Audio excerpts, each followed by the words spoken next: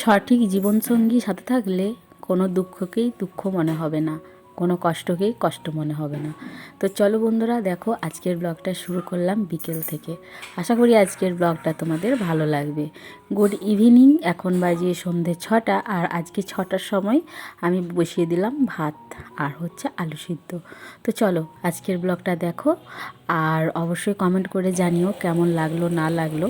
ভালো যদি লাগে তাহলে একটা লাইক করে দিও, আর যদি খুব খুব খুব ভালো লাগে তাহলে আমার চ্যানেলটাকে সাবস্ক্রাইব করে দিও এবং আমার পাশে থেকো।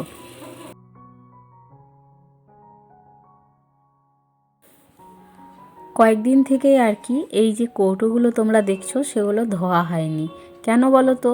বেশ কিছুদিন এটা ওটা সরস্বতী পুজো সিজানো করে করে আর কি ঘরে রান্নাবান্নাটাই হচ্ছিল না। বাপের বাড়ি যাওয়া আসা করতে করতে এদিকের মানে সংসারের কাজ একেবারেই হচ্ছিল না। তাই ভাবলাম যে না, চিটচিটে যখন হয়ে গেছে কৌটোগুলো, তখন একেবারেই ধুয়ে নেব, তারপর কৌটোগুলোতে জিনিসপত্র ঢেলে রাখবো। তো যাই হোক, আজকে সকাল দিকেই আর কি কৌটোগুলো ধুয়ে আর রোদে দিয়ে দিয়েছিলাম। বেশ ভালোভাবেও শুকিয়ে গেছে, গরমও হয়ে গেছে। এবার আমি দেখো বিকেল দিকে আমার ওই কাজগুলো সেরে রাখছি, মানে এই যে কৌটোতে সব জিনিসপত্র ঢেলে রাখছি। কেন বলো তো? আবার সকাল দিকে রান্না আছে, যদি আমি জিনিসপত্রগুলো ঢেলে না রাখি তাহলে সকাল দিকে আবার অসুবিধা হয়ে যাবে। তখন আবার এটা ওটা খুঁজে পাবো না, তখন বেশ বিরক্ত লাগবে। সেই জন্য ভাবলাম যে না, সকালের কাজটা রাতেই করে রাখি। তো চলো দেখো এক একটা করে আমি সব জিনিসপত্র ঢেলে নিচ্ছি।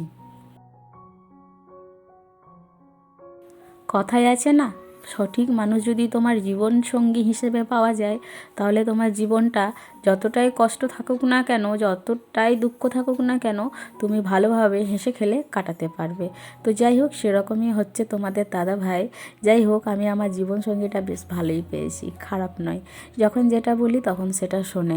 আবার অনেকেই ভাবে যে বররা যদি বইয়ের কথা শোনে তাহলে বইয়ের আর কি কথায় উঠে বসে, কিন্তু সেটা নয়। ভালোবাসার জন্য মানুষ না সব কিছুই করতে পারে, তাই না? তবে কি এমন কোনো কাজ সেটা নয় যেটা আর কি সম্মানে লাগবে বা বাড়ির লোকের মানে একটা অনুমতি ছাড়া করবে, সেটা কিন্তু নয়, তাই না? তো যাই হোক, এখানে দেখো চিনিটাকেও ঢেলে নিলাম আর চা গুঁড়িটাকেও ঢেলে নিচ্ছি, আর সাথে একটু মুসুর ডাল আর মুগের ডালও ঢেলে নেব। কেন বলো তো? সকালবেলায় না ওই রান্নাঘর থেকে বারবার এই ঘরে আসতে না বিরক্ত লাগে। তাই জন্য একটু একটু করে সব কিছু আর কি কৌটোর মধ্যে ঢেলে আর রান্নাঘরে রেখে দেবো। তো চলো আজকে একটা জিনিস তোমাদেরকে বলি। দেখো, তোমাদের দাদা ভাই ঢুকবে এক্ষুনি।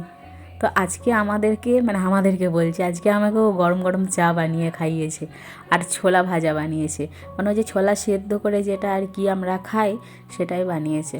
তো যাই হোক, বরটা কিন্তু আজকে আমাকে চা খাওয়ালো, বেশ ভালোই চা করেছিল জানো। তোমরা যদি কাছে থাকতে তোমাদেরকে আমি ওর হাতের বানানো চা একবার খাওয়াতাম। আজকে একটু লেট করেই আর কি বাসনটা ধোয়া হয়েছে, আর আমি যথারীতি চেষ্টা করি যে সন্ধ্যের আগে বাসনগুলো ধুয়ে নেওয়ার। কারণ এঁঠো বাসন একেবারেই রান্নাঘরে ফেলে রাখতে নেই। রান্নাঘরে কেন, মানে ঘরের মানে আশেপাশে একেবারেই ফেলে রাখতে নেই।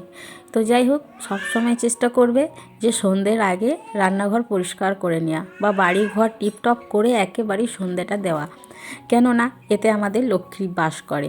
তো যাই হোক, রাতের খাবার তোমরা দেখতেই পাচ্ছ, এখানে ভাত আলু সেদ্ধ আর ডিম ভাজা, দিনের বেলার একটু ফুলকপি আলু ভাজা রয়েছে। তো আজকে এই মেনু। তো বুঝতেই পারছো, এই খাবারের মতো আর কি আনন্দ আর কিছুতে নেই। যেটা আমরা ছোটোবেলায় খেতাম সেটা এখনও ভুলতে পারি না, এখনও এক দুবার আর কি রান্না করে খেয়েই থাকি। তো এখানে দেখো রান্নাঘরে সব কৌটোগুলো নিয়ে চলে এলাম, আর কেমন লাগছে সাজানোটা অবশ্যই কমেন্ট করে জানিও।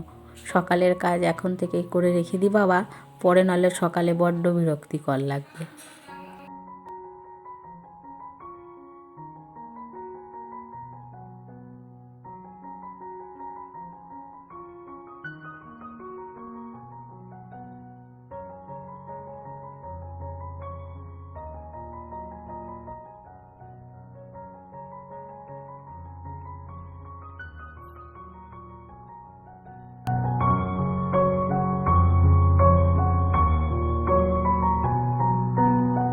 প্রত্যেক দিন রাতেই ভয়েস ওভার দেওয়ার চেষ্টা করি, কিন্তু আজকে আর মানে কালকে আর হয়ে ওঠেনি, তার জন্য পরের দিন আর কি ভয়েস ওভারটা দিচ্ছি সকাল দিকে।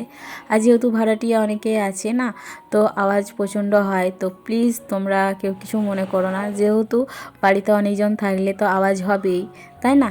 একটু কথাবার্তা, তারপর ধরো বাচ্চাদের কথা, এগুলো তো একটু আসবেই। তো প্লিজ তার জন্য আমি তোমাদের কাছ থেকে সরি চেয়ে নিচ্ছি। তো যাই হোক, এখন দেখো চলে এসেছি, বাসন টাসন ধুয়ে রান্নাঘর পরিষ্কার করে চলে এলাম আমার রুমে। তো এখানে এসে একটু নিভিয়ে লাগিয়ে নিচ্ছি। ঠান্ডা যাচ্ছে, কিন্তু এই যে চড়চড়ানি ভাব একেবারেই যাচ্ছে না। চড়চড়ানি ভাব কিন্তু একদম রয়েই যাচ্ছে। আর বাইরে হচ্ছে বৃষ্টি, আর এদিকে ওকে দেখো, ও চেষ্টা করছে ওর ফোনটা চার্জে কিভাবে লাগানো যায়, মানে ফোন এলে যাতে তাড়াতাড়ি হাতের কাছেই আমি ফোনটা পাই, সেরকমভাবেই আর কি চেষ্টা করছে, চালিয়ে যাচ্ছে এখন চেষ্টা। তো চেষ্টা চালাক। আর এদিকে চলো তোমাদেরকে দেখিয়ে দিই। দেখছো আমাদের ফ্যান কিন্তু ওপেন হয়ে গেছে, যাই হোক চালু হয়ে গেছে ফ্যান।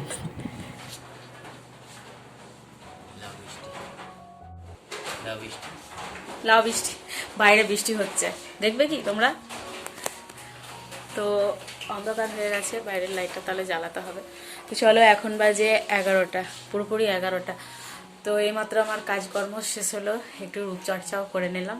আর এখানে দেখো রোহিত শুয়ে পড়েছে, দেখো দেখো। তো কালকে একটু তাড়াতাড়ি ওকে বেরোতে হবে, 5টার সময় আর কি বেরোতে হবে। তো যাই হোক, চলো, তোমাদের আজকের ব্লগটা কেমন লাগলো কমেন্ট করে অবশ্যই জানিও। ভালো লাগলে লাইক করে দিও, কমেন্ট করে দিও, আর প্রচুর পরিমাণে শেয়ার করে দিও, ঠিক আছে? আর যদি খুব খুব ভালো লাগে তাহলে আমার চ্যানেলটাকে সাবস্ক্রাইব করে দিও এবং আমার পাশে থেকো। তো চলো, এবার আমি শুতে যাচ্ছি। গুড নাইট সবাইকে। আর শোয়ার আগে একটু চুলটাকে ছাড়িয়ে নিলাম, এমনিতে তো সারাদিনে চুলে একেবারে জট লেগে থাকে, আর ওই জট চুল নিয়ে যদি শোয়া হয় না, আরও জট ধরে যাবে। তো ঠিক আছে, চলো, টাটা। গুড মর্নিং সবাইকে। পরের দিন তখন বাজে আর কি 10টার কাছাকাছি। তো ভাবলাম যে না, সকালবেলা একটুখানি দেখিয়ে তোমাদেরকে তারপরে ভিডিওটাকে শেষ করা যায়, যেহেতু ভিডিও লেন্থটা অনেকটাই কমে গেছে, মানে কম হচ্ছে। আর এমনিতে তো ইউটিউবের রুলস আছে যে 8 মিনিটের বেশি মানে ভিডিও দেওয়া দরকার, তাহলে আর কি ভালো। সেজন্য ভাবলাম যে না, চলো সকালবেলা একটু তোমাদের সঙ্গে শেয়ার করে দিই। তো যাই হোক, এখানে দেখতেই পেয়েছো তোমরা, জলখাবারে বানিয়ে নিয়েছিলাম পাস্তা, আর এখন বানিয়ে নিচ্ছি এখানে কোফতা, মানে কলা সেদ্ধ করে বানিয়েছি। তো টোটাল রান্না কমপ্লিট। এখানে তোমরা দেখতেই পাচ্ছ কী কী হয়েছে: মুগ মসুরের ডাল, ফুলকপি আলুতে ভাজা, আর হয়েছে কলার বড়া, কাঁচা কলা সেদ্ধ করে বড়া, আর বেগুন ভাজা, ভাত। তো চলো, এবারে ওই যে আমাদের বাড়িতে ভাড়া এসেছে নতুন, তো এই থালাটা ওদের জন্যে সাজানো হয়েছে, যেহেতু ছোট বাচ্চা আছে আর রান্না বান্না কিছুই করেনি, সেই জন্য ভাবলাম যে না, ছোট বাচ্চা যখন আছে তখন একটু ভাত দেওয়া হোক। তো ঠিক আছে, চলো, টাটা সবাইকে।